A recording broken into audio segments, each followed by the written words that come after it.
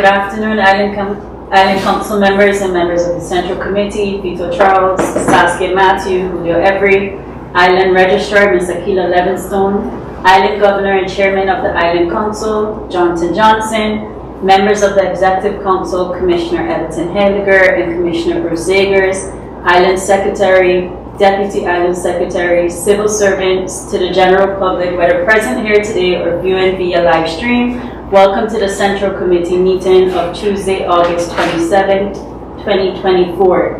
Before going into the agenda points, allow me to mention the absence of Island Council member Rolando Wilson, who was absent with notice. Today we have 7 points on the agenda. Point 1 was the opening of the meeting. We now move on to agenda point 2, which is approval of the agenda. I now look to everyone. Okay, everyone agrees, so we move on to agenda point number 3, which is approval of the minutes from the Public Central Committee meeting of July 11, 2024. And now look to, okay, we now move on to agenda point number 4, which is citizens' right to speak on agenda points. This is done with prior announcement. I was informed that no requests by inhabitants have been received, so we can now move on to agenda point number 5. In agenda point number 5 is Island Council Proposal 2024.5, second quarter implementation report and second budget amendment 2024. The Commissioner of Finance will now present these findings. Commissioner, you now have the floor. Okay, thank you and good afternoon to all present here today and following via the live stream. This afternoon, I would like to provide a brief breakdown on the second quarter implementation report and budget amendment for the second quarter. The quarter implementation report gives insight into the activities of the most recent quarter. This amendment is more significant than some of the other amendments which have been previously discussed. The reason for this is twofold. After long negotiations about the level of the free allowance and a new Universal study, the public entity was able to secure an increase in the free allowance of just over 5.3 million. Although this is a significant amount when compared to the total budget, the increase, which is related to the outcome of the Universal report, only focused on what was lacking in the past based on previous budgets and year reports. It does not reflect what is needed for investments, long-term maintenance, initiatives such as the civil package, or the capacity needs for a growing organization. This will result in yet another study, which is again being coordinated by BZK. Part of the 5.3 million increase which was received was directly used to increase the salaries of all civil servants retroactively to January 2024. The public entity salary scales are now aligned with those of the RCN, which had already been adjusted to take into consideration the new social minimum and the minimum wage. By implementing this new salary structure, all civil servants received an increase in salary, with the lower scales seeing the bigger percentage increase. This increase in salaries totaled almost 2 million per year. Seeing that the increase in the free allowance was only approved during the course of 2024, it was not possible to create any policy changes in the first half of the year from the additional funds received. Rather than having these additional funds go directly to the balance of 2024, several reserves have been created. These reserves are as follows. 450,000 for FRIXI provision, which is for an early retirement fund. 380,000 for vaults Huisvesting reserves. 200,000 for digitalization, 300,000 for airport infrastructure, 325 for building maintenance reserves, 200,000 towards the general infrastructure, 200,000 towards the buffer capital, 150,000 for the centralized hiring budget, 150,000 for hydroponics and other sustainable initiatives, 300,000 for maintenance costs. This was specific into the free allowance increase. 166,000 for public transport, also specifically mentioned into the increase. And 222,000 for nature-related projects, which was also mentioned into the description of the increase. And then almost 55,000 towards miscellaneous budget amendments. So that is the bulk of this budget amendment. Of course, there's some minor adjustments here and there based on the ongoing activities which you saw during the course of the second quarter. Before closing about the second quarter implementation report, I would like to draw a reference to the letter that was sent by the CFD about the budget amendment. You know, I think it's quite strange that we have meetings with the board of the CFD and we have regular communication with the workers in Curacao. And you know, they always boast about the good performance that they see here on Sable. During the most recent visit of the board, which was only a month or two ago, the chair lady asked about what I saw could be done better about the communication between the two parties. And I did mention about, you know, the type of meetings that we have versus the type of letters that we receive, which of course go public. Because when we meet, it's always very positive. You would think that, you know, everything goes perfectly fine. And then when you see reactions on budgets or budget amendments of year reports, the tone is quite different. And, you know, this was something that was addressed during that visit. It is something that's also not really recognized between the relationship of the finance department and the workers within the CFD, because the relationship is very good. There's open lines of communication. So it's quite alarming that every time we see this, and it paints a very different picture than what we experience when we have these one-on-one discussions with the CFD. So this is something that we will continue to address with them to see, you know, the reason why the two things seem to go in very different directions. So with that, that concludes my brief story about the second quarter budget amendment. And yeah, thank you. Thank you, Commissioner Zegers. The Island Council members, you now have the opportunity to ask questions pertaining to this agenda point. I first look to Island Council Member Charles. You now have the floor if you have questions. Thank you, Chair. And thank you, Commissioner Zegers, for the explanation of the budget amendment. And I think during your summary of what the budget amendment is, or what's contained in the budget amendment, you spoke to two questions that I had, and I want to follow up on that. And one is specifically, yes, about the discussions with the CFT, because as you indicated, they seem to suggest one thing when you meet face to face, and then another thing in their letters. Versus what, at least in their advice, which is specifically for the use of the council, they mention a few things. And one of them, and maybe if you can speak to that, if we could get some insight into why or what your response would be to those statements. And it says, in the opinion of the CFT, second UR does not provide sufficient insight into the realization of the regular income and expenditure compared to the budget. The CFT would like to enter into discussion with SABLE to improve the information value of the third implementation report of 2024. And I'm curious, because we hadn't mentioned CFT, if you have any indications what they mean specifically when they make that statement. Because, in the conversation we're having, I think, when they make a statement, they also make a statement for the Island Council. And then the question is whether or not we have enough insight into the budget and the budget amendment. And I don't think that there's a lack of transparency or they're intentionally trying to muddy the water, so to speak. But I'm curious as where this statement comes from and why they feel more information is necessary into these particular figures. And then also a little further down, they mention that implementation report makes no distinction between regular income and expenses and income expenses associated with special benefits.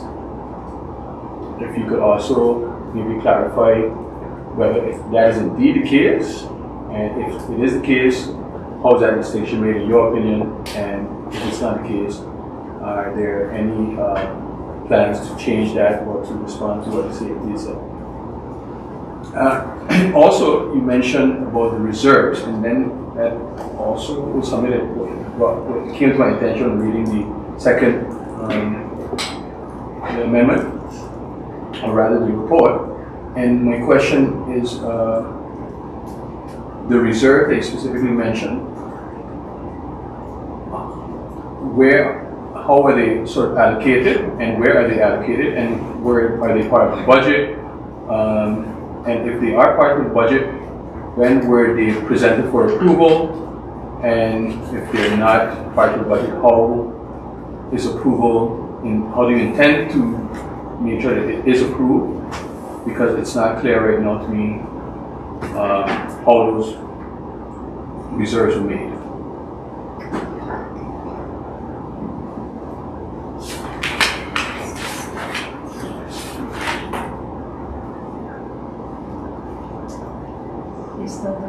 Yes, I'm sorry.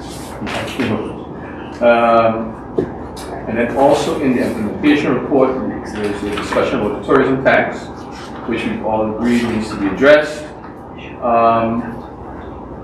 And then it's stated that the Department of Tourism is taking the lead on developing a new tax collection method, along with the Finance and Legal Department. And I'm just curious if there's already some documentation or some framework of what this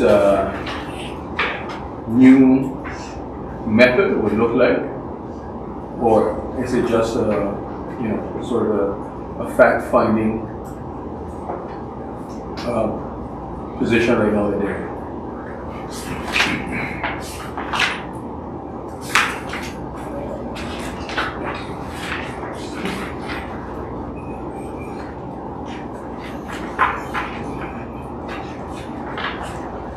And also, another curious, because as on council, it's not always clear whether or not when we are amending the budget, if those amendments have already started, the expenditure of those amendments already started, or are you requesting our approval before you begin the expenditures?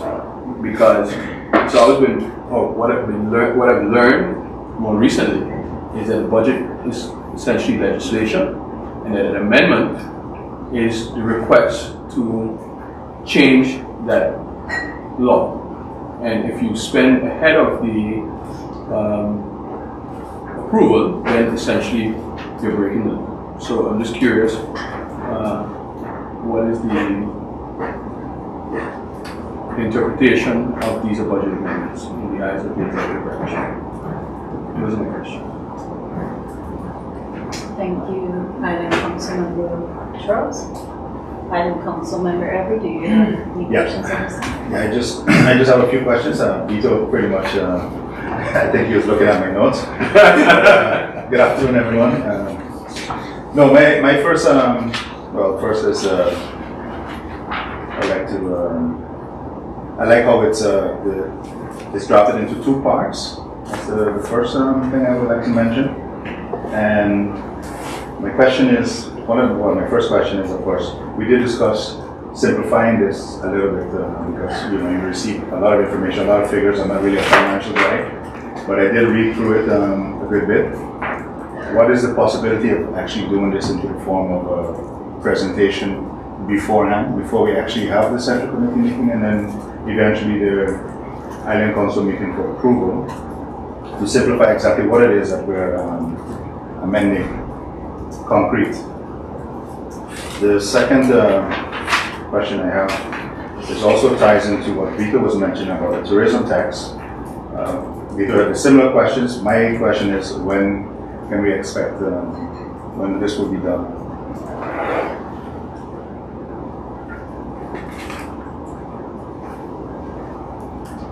And for the local levies, the explanation in regards to the different topics, I missed the catering permits or the explanation of that one.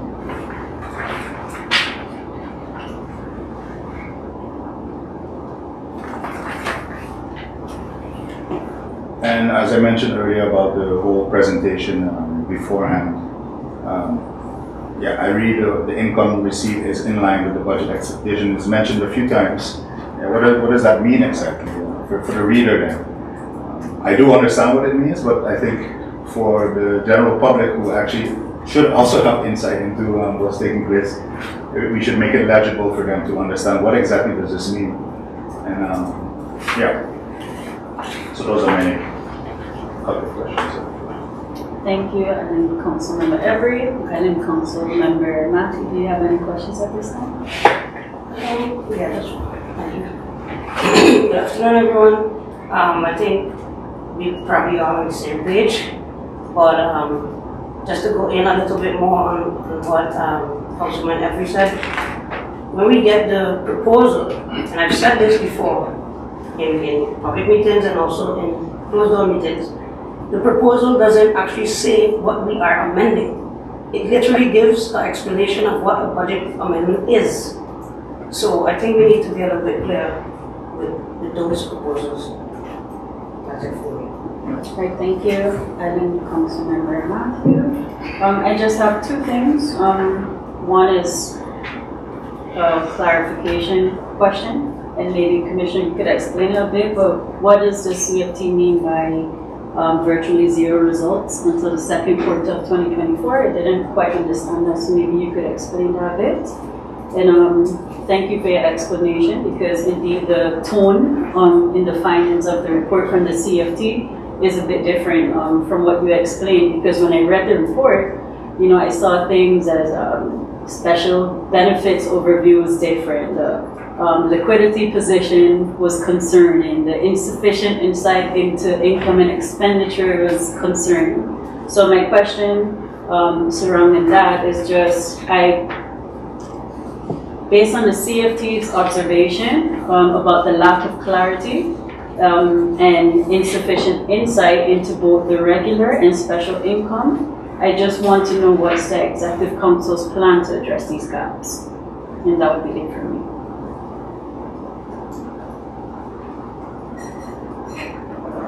And you can let me know if you're prepared to answer. I think 10 minutes. 10 minutes? Okay. So we'll, yeah.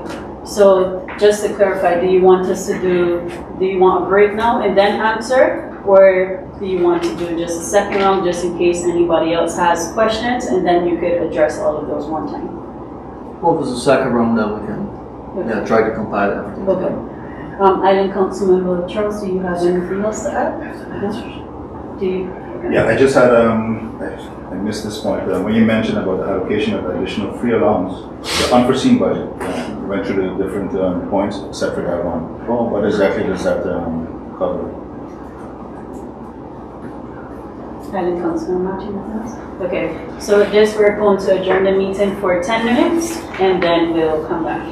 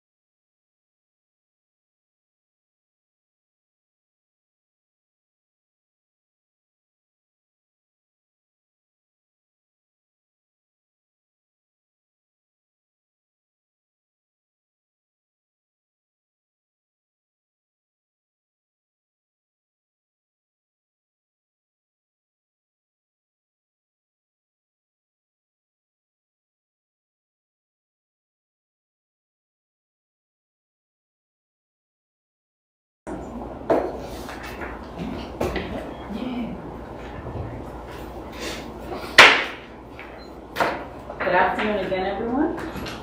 We will now continue where we left off. And now Commissioner Zegers has the opportunity to respond to the questions given to him. Commissioner, you now have the floor. Thank you, Madam Chair Lady. I will try to do as best as I can to answer some of these questions, and to be honest with you, I don't think 10 minutes is sufficient to really address everything that's came up in that CFT letter. I mean, that is, I believe, the core of the concerns that were brought forward here today. I must say that I am quite, I was quite alarmed to see the tone of the CFT letter, because again, as I said during my introduction, it's basically a high five type of meeting, everything is going well, and then we see this. The CFT basically, at least how we understand it now, is that they want to see a clear division per category, and when I say per category, per department, per salary, per individual expenditure of what the financial activity is between, the structural money that the government received versus the incidental money. Before, this was much clearer than what it is right now. For those of you that can remember, the budget in its core was simply just the structural budget of the island government. And then we had several amendments where, as incidental money was being spent, it would be brought into the budget. Whereas the CFT, upon their request, they wanted everything combined. So now we have the budget, which is based on the free allowance and the local levies, and the incidental money that we receive. Again, they requested this, and now they're saying, well, there's not sufficient clarity as to, how the two things move together and how money is being spent, whereas, we thought it was much easier in the past. But this is something, that, we just have to adapt to. Obviously, they feel that it's not sufficient information that's being provided, and of course, that's not willfully being done. There are limitations with the financial system that we use. So it can be very time consuming to, really break all of that down to really, reach the needs what a CFT wants. And, maybe also, for being a good kid, it's always good to, for a supervisory body to say, hey, you're not doing this, you're not doing that, rather than saying, hey, everything is good. What I would propose is that, we do have a technical session where we sit down together with the finance department, to truly go through the points that were brought forward in the CFT letter. Again, the CFT is a control mechanism. It's very useful for the Island Council to ensure that we are following the guidelines that are established in the FINDEX. I think that's something that we should do, that we should not wait to do, because it's important that everyone's on the same page. That's a proposal that I have regarding the issues that, the CFT obviously think that we need to improve upon. With regards to the questions about the reserves and about how amendments are made, I think there's maybe a bit of a misunderstanding of how that's being interpreted. For example, if you see the amendment of today and the reserves that are being proposed, these are only proposals right now. So if the Island Council wishes, they can also say, well, we don't agree, for example, that 200,000 is being reserved for digitalization. None of this money has been spent. This is an amendment that is being proposed to the Island Council. This is then if, for example, the Island Council agrees that they, believe that how this is the best way to allocate the additional free allowance, which we see as incidental for 2024, because it's difficult to make a planning that we can structurally spend that. So it's better to make that reserve rather than allowing it to go to the end of year balance, because there's always going to be maintenance needs, there's always going to be infrastructure needs. The list goes on and on. But these reserves cannot be spent until after the Island Council agrees to them, and that hopefully happens on Thursday. The other amendments, which I would say are just the regular day-to-day amendments, are by no means policy changes. The policy is established when the budget is adopted by the Island Council. So the regular, I would say quarter-to-quarter amendments are more so taking from one individual budget that's maybe underspending to go to another one within, mostly the same category to balance that. Right now we're still under financial supervision. That changes when the proposed FinBES gets adopted, whereas you would only have 2 amendments, similar to how it's done in the Netherlands. Whereas, we have to do 4 quarterly amendments, and it seems very extreme, whereas if it's only broken down in 2 amendments, you see less movements up and down. I hope that brings a bit more clarity to the concerns about that. With regards to the tourism tax, right now it's still more an fact-finding mission that's being done by the tourism department and the finance department. What's good to know is that the Ministry of Economic Affairs has agreed to do a study for Seba and Statia to see what the impact would be of the implementation of the tourism tax, similar to what's being done in Monil. If you can recall, that was one of the recommendations that came out of the tourism master plan. Of course it would be, I would say, premature just to say, well, let's just do it the way Bonaire did it. Bonaire has an international airport that receives direct flights from both Europe and North America, whereas we're an island that depends on connectivity from St. Martin, so it's quite difficult just to do it one for one. So AZACA has agreed that they will conduct a study for the 2 islands to see how that can be done, and hopefully that resolves this long-standing issue of tourism tax. Hopefully that right now the tax is being levied by the tax department. Here within our financial department, we don't really have much insight into who pays and from who doesn't pay because the information is lacking, and that's something that needs to change. But it's not something that we can also change from one day to the next.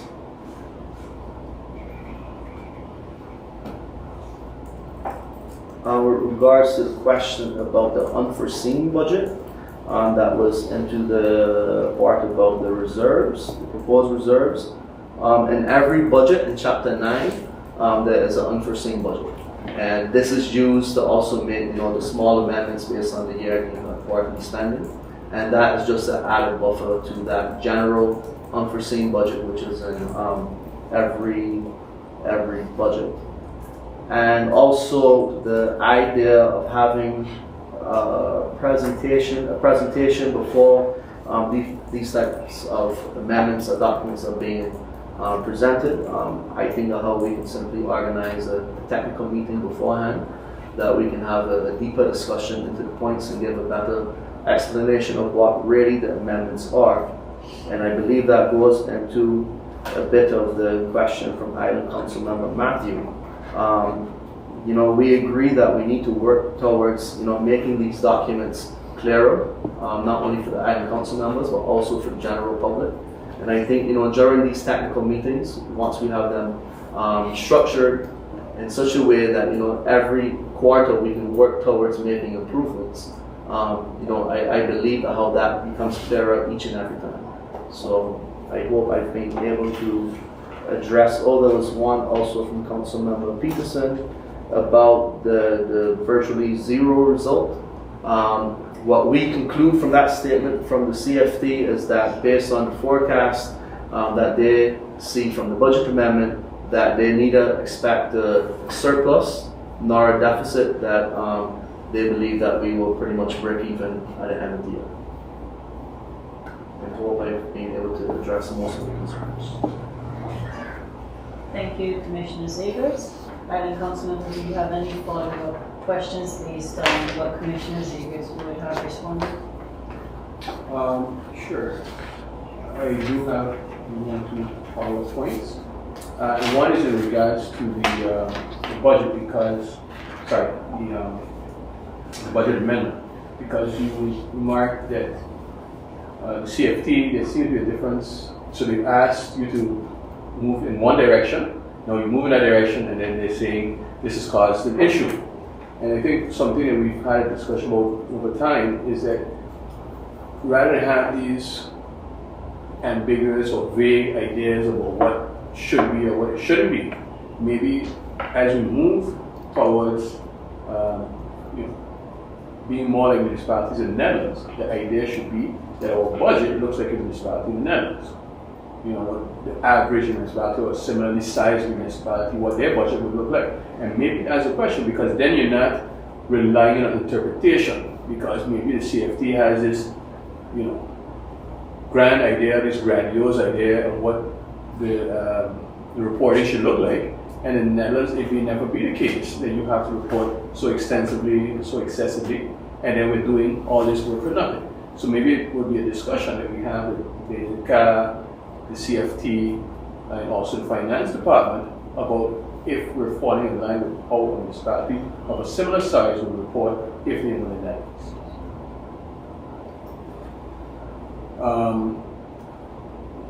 And in regards to the tourism tax, I have because you said that, you know, it's still preliminary, the discussions, but because I know we've had this discussion, I've seen it in previous reports that this is something we want to change.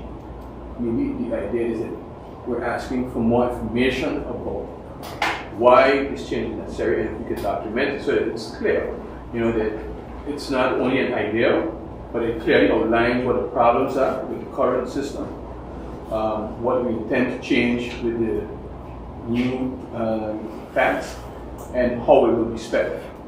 You know, an idea of how it will be spent. That would be ultimately the case, and then we can have that discussion. Because right now it's just, you know, 1 or 2 lines in a document every now and again, and it's not really insightful. And I think because it keeps coming up, if we could just provide some information, which would in turn provide some clarity.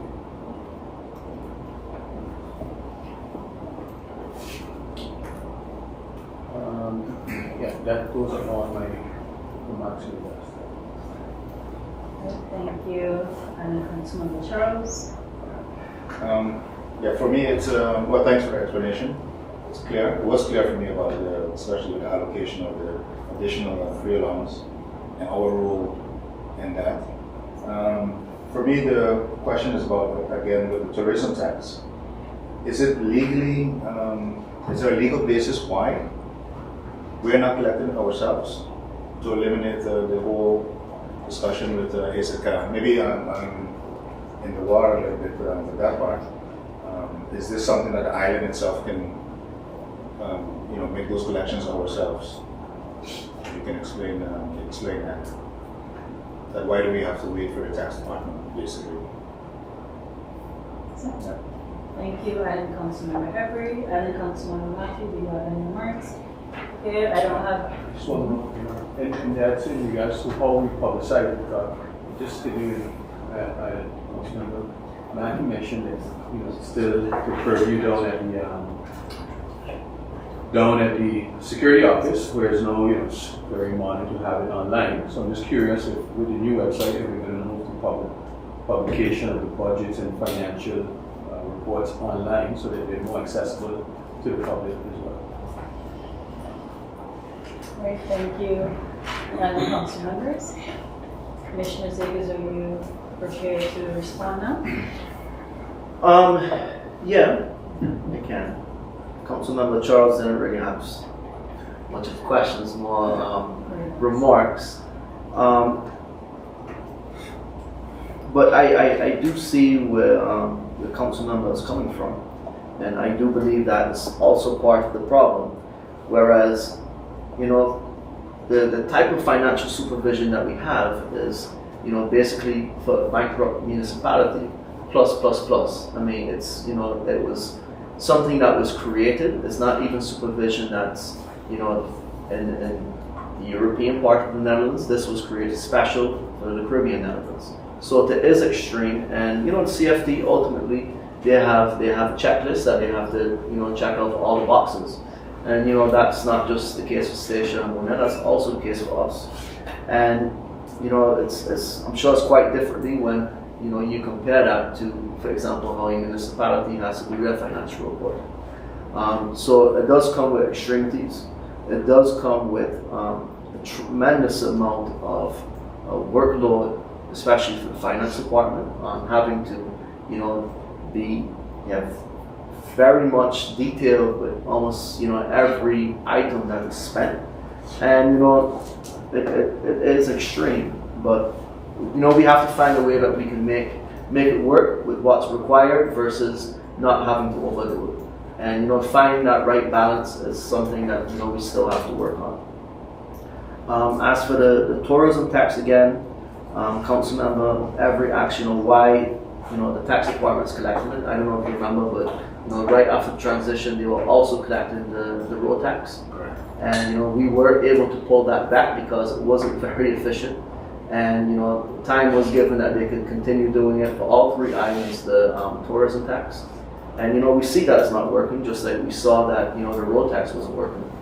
So we were able to stop the road tax. We weren't necessarily able to stop the tourism tax because, I guess when the laws were being created back then, it was seen as something that favoritism would play a role, that the islands would be biased towards certain properties, for example.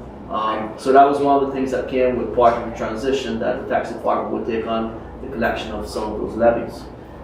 I do think, however, that when we go towards a system similar to what Bonaire has, it becomes a far more efficient process and one that's fair.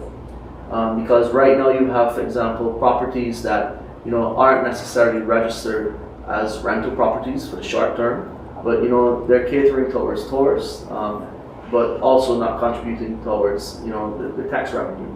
Whereas a hotel, is probably spending far more money doing advertisements, maintenance, etc., but also have to pay tourism tax. So I do think once we go over to that type of system, I don't know how it will look. That's something that the study from the Ministry of Economic Affairs should provide more clarity about. I do think that how it's more efficient, but then also fair, and we should be able to see what type of revenue it can generate from both Seba and Station. I remember into the most recent study of Ida Verza, Seba actually got a discount, believe it or not, on what we should have gotten, because he said once Seba implements the same system that Bonaire has, we'll receive all of this additional revenue. So that's money that that doesn't need to come from the free allowance anymore. And of course we argued it, but in the end it is what it is. And basically said, hey, it's just a few 100,000, 200,000. It's not a battle we're fighting, and it remains as is. So time will tell. And I do believe any revenue that's generated from tourism should also go back to tourism. It shouldn't just go towards the general pot to fix roads or maintain government buildings. To me, if it's tourism generated, it should also go back towards tourism spend. I believe I've covered everything else. So just when the study? Oh, it just started. Oh. Yeah. And I would imagine that the Island Council will also be requested to give insight into that study. So. Commissioner Zegas, just one question you forgot to answer. Maybe you didn't hear, but Vito mentioned about... Oh, the publications, yes. That's something that for sure needs to happen once the website's up. Great, thank you. So at this time, I would look at Island Council members. How would you like to conclude the budget amendment? Do we conclude that it will be a hammer piece or still a discussion piece for the Island Council meeting on Thursday? I think, sorry, we're going to come to that. For me, it's fine, got enough discussion. Okay, so then we conclude that the second quarter implementation report and second budget amendment 2024 will be a hammer piece for the Island Council meeting on Thursday. So we now go to the next agenda point, which is a question round concerning announced questions from incoming correspondence list from May 27, 2024 until July 2nd, 2024. This is in relation to Article 18 of the Rules of Procedure Island Council meeting.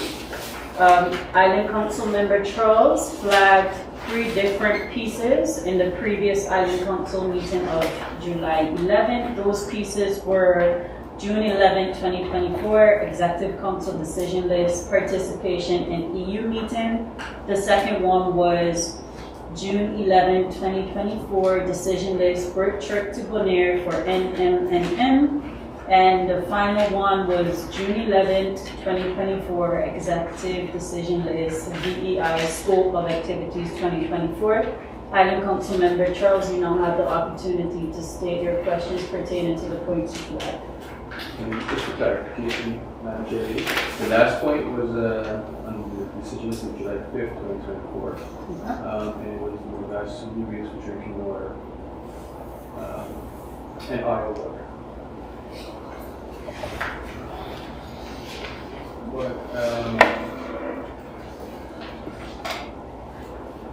we proceed with questions. The first question was in participation in the EU meeting. And under this decision, the Executive Council indicated that financial allocation and division of funds for specific themes in the MIP will be discussed so that the implementation of projects can begin in 2025. And it was quite unclear to me what is the MIP and how much funding or how much money has been allocated to projects from the EU funding, and what are the specific themes that the Executive Council has requested funding for. There were 3 themes mentioned, 4 themes mentioned, it wasn't clear that the funding was requested for all 4 teams. And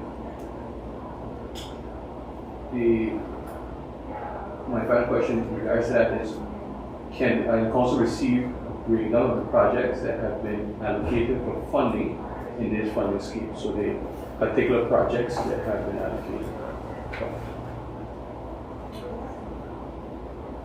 The next question was in regards to the word Tripolina NM&M, and it was about what is the NM&M, and just because, and that was also in the previous question the same thing. So sometimes you see that there's a lot of abbreviations in the basic decisions, and of course if you were in a meeting or you're familiar with the topics, you know what they mean, but if you're not familiar and you're reading it as a member of the public, like I am, then it's not clear what it means.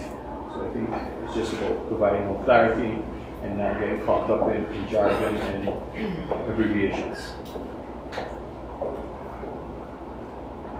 And the final point was in relation to new rates for drinking water and other water. And it stated in that decision point that the cost of our water will go down. No one's arguing about that, sounds really good. $35. But what I'm curious about is what is the new division arrangement for the cost of transportation versus the cost of water to the consumer. So how much is the consumer, what is the cost of trucking, how much is the actual cost for the water provided. Also in that decision, it wasn't clear when this new price will go into effect, because for instance, I see the price of the drinking water at the supermarkets is not known, and it was announced and publicized, but this has not been announced or publicized.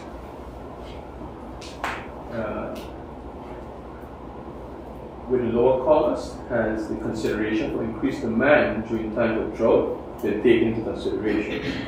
It's something that we discussed before, that during the drought, there's increased demand, of course, and there's no, you don't have to be a genius to figure that out, but do you think that there will be more demand because of a lower price whenever there's a drought? Which could possibly be reporting or something along those lines. And then it's another discussion that we've had before, and that is there been any progress in analyzing what demand looks like with the decreased rainfall? So we know, of course, that when it rains less, people will want more, but we haven't, and it's something I discussed, that we need to be plotting like, hey, after a month, this is what demand looks like. After 2 months, this is what demand will look like, so that we can respond and ensure we have sufficient production and storage capacity. And I think at this point, it would be good to have a model that takes that into account.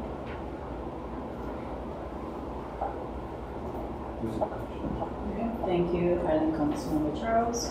And I'll look to Commissioner Davis to respond.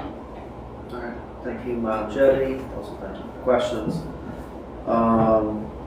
The MIP is the multi-annual indicative program is indeed an EU fund, and it's for the 7 Caribbean overseas countries and territories, for Saba, St. Martin's, St. Eustatius, St. Bart's, Curacao, Bonaire, and Aruba. There is a total of 21 million euros available under this program. However, this amount has to be distributed for projects across the 7 OCTs. A portion will also be reserved for the management of the grant, as well as the evaluation of the program once completed. There was a question, has any of this been requested? What are the themes? Nothing has been requested as yet, simply because the program is still being developed and finalized. So it's still in the planning stages, so we haven't reached that stage yet where requests can be submitted. And as you alluded to, there's four possible themes, and these are as follows: to strengthen food and nutrition security, to improve management of water resources, to foster Caribbean OCT's biodiversity, and to strengthen regional cooperation and improve management of food and nutrition security, water resources, and foster Caribbean OCT's biodiversity. So again, this is still in the development phase, and so far we're still learning on the go. We're not at the stage yet where we can actually submit a project. So that's still something that still has to be determined. My colleague, he will answer the NMNM question. About the water rates, as you mentioned, we've seen a decrease in the price of water for Saba Splash. This is because of a subsidy that was made available to reduce the cost of living with the implementation of social minimum, higher minimum wage, etc. But it is not a structural subsidy; it's a one-time subsidy. And the idea was that it would be finished. It would need to be spent by the end of this year. We don't think that how that is possible, simply because there's not sufficient demand that we can truly exhaust the entire subsidy. So we are already lobbying to see if those funds can carry over into next year. With regards to the RO water, that one has been a bit more complex to implement versus Saba Splash, because Saba Splash is government ran, so any adjustments can be made pretty quickly. Whereas with the RO water, we are dependent on the truckers who are necessary to transport the water. And then there were also times when there was no RO water available, when there was a broken pipe, or after the storms, there was issues that unfortunately because of that. So there were periods of a few weeks at a time that there was no RO water. The idea is that how this would go into effect as of September 1st. The aim is to actually have the contract signed this week. There has been ongoing discussions with the truckers. The price per 1,000 gallons is actually $30 and not $35, saying that we're so close to the end of the year.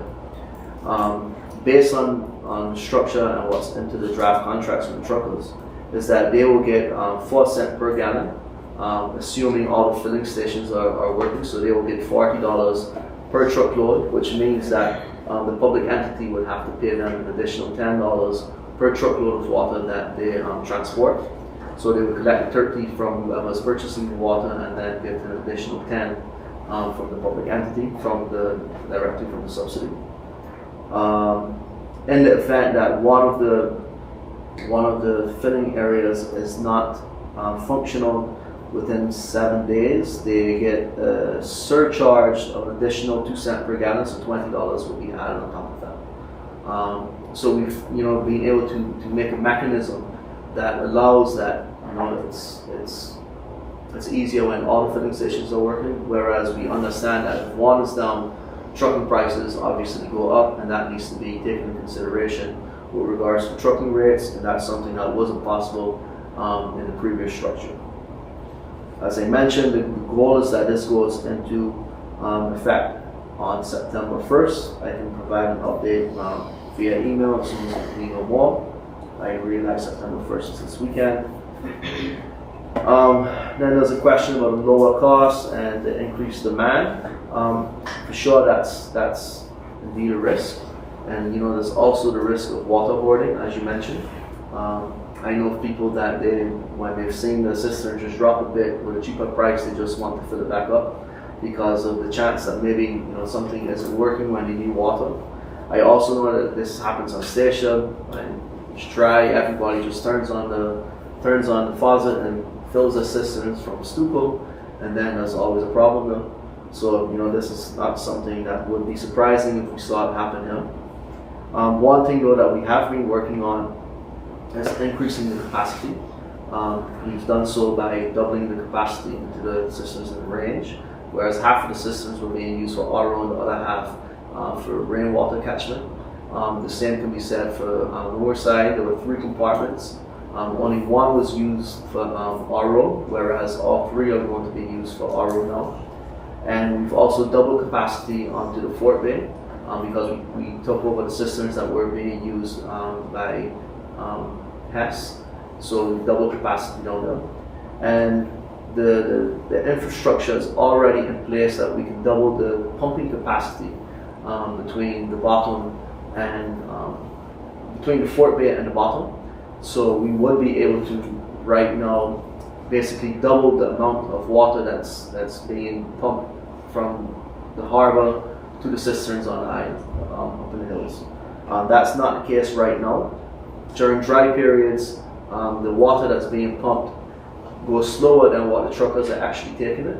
Whereas once that capacity is doubled, that should no longer be the case. So we will be better prepared in the future once that infrastructure has been put in place. Well, not put in place, tested and started, because it's in place right now. The pumps just need to be tested, the pipes need to be checked, but that's something that we anticipate will happen within the coming month.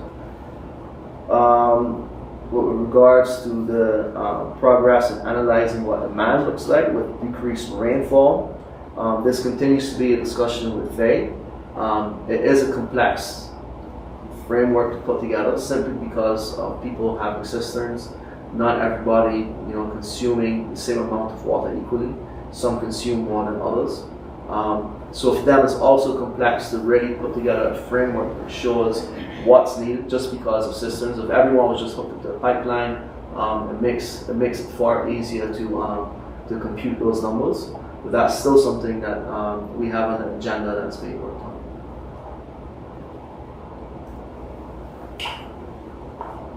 Thank you, Commissioner Zegers. Do you want to follow up with Commissioner Zegers before we go to Commissioner Hager? Yeah, and just because I think that's exactly why, what you mentioned in the last statement about the complexity of determining water demand based on the number of systems we already have. And I think that's exactly why it's important, because we have seen cases where we've not been able to provide water on a regular basis. I talked with a businessman who also depends on the RO water to run his business, and he said he had to shut down a few times during these periods when water wasn't available. So that has an impact on homes, but as well as business, because eventually there were people contacting me that they could not get water. So without this model, it's difficult to say, all right, hey, we need to ensure that we have enough water on hand, or we have what do we need to do? What steps do we need to take in order to ensure that there's a regular supply, and that we can meet that demand, even when rainfall, we go over rainfall for a certain period of time. Of course, but once you establish a model, you only need to do it once. Once it's in place, we understand for our basically. So I understand and I appreciate the complexity, but I think it's also important that it's done. Thank you. Thank you. Commissioner Heidegger? Thank you, Madam Chair. In regards to the question of the NMNM, the NMNM stands for No Mass, No More. I don't know if you're familiar with So, No Mass, No More was founded in 2018, and they worked towards the ratification of the Istanbul Convention in the Caribbean Netherlands and in the countries of Curacao, Sumatra, and Aruba. The treaty contains all the requirements for tackling victims of domestic violence and child abuse. So that's what the NM stands for, No Mask, No More. In 2018 was the first conference which was organized, and it was organized for professionals working in the field of domestic violence and children's rights. This was included professionals from the 6 islands in the European Netherlands. During the conferences, there's based more or less on tackling domestic violence and actions that are needed to improve the well-being for individuals. And in 2023, there was a theme of sexual education and sexual violence that was held in the No Mask, No More conference. This was held, if I'm mistaken, in Curacao last October. And the working group consists of the ministries, public bodies, and the governments of the 6 Caribbean countries, including the Ministry of Health, Welfare, and Sports. From SABA, our representative comes from the Domestic Safety Department, so it's a Domestic Safety Advisor from the Department of Culture, Department of Community Development and Culture, sorry. Thank you. Thank you, Commissioner. And I think that also highlights another concern, because clearly it was a very important topic. I mean, when I pulled it out, it was just because of the abbreviations, but there was nothing in the description that sort of alluded to what the conference was about. And so even an opportunity to share more information was sort of missed in the basic decision. So I think it's also something to take into account moving forward is just providing some more, even when you describe the work trips, just what's involved and so on. Because I also think it's good to know that we are appreciative of the decision list and the regular provision of them, and also the information therein. But it's also good that the information is a bit more qualitative.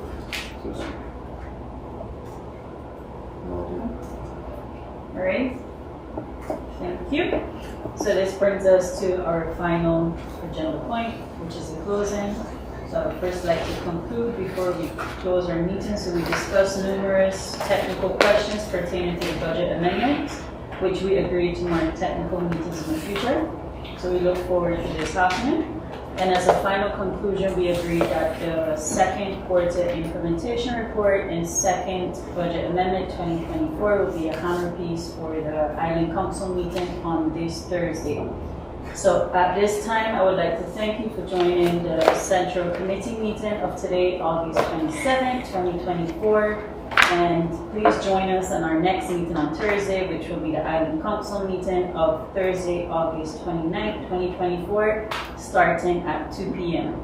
So thank you again for joining us and have a pleasant day further. Meeting closed.